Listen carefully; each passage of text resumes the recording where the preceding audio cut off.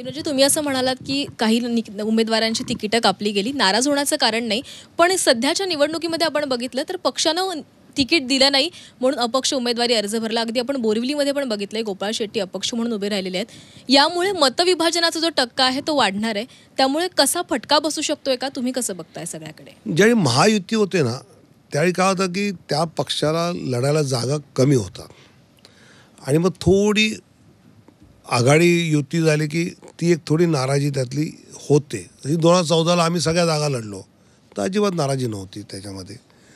तर हे हे होत असतं. जसं गोपाळ शेट्टीने बोरिवलीमधनं फॉर्म भरला, मग आमच्या गाठीभेटीनंतर त्यांनी मागे घेतलं. तो काही त्यांना स्वतःला काही हवं होतं असं नाही, तर स्थानिकचा त्यांचा मुद्दा होता. पण काही जणांचा स्वतःचा मुद्दा खूप आग्रहाचा असतो, त्यामुळे पक्ष बदलतात आणि निवडणूक लढवतात.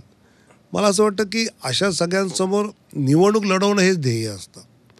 निवडणूक न लढवता सुद्धा मी राजकारणात काही करू शकतो असं ज्यांना वाटतं ते अशी बंडखोरी नॉर्मली करत नाहीत.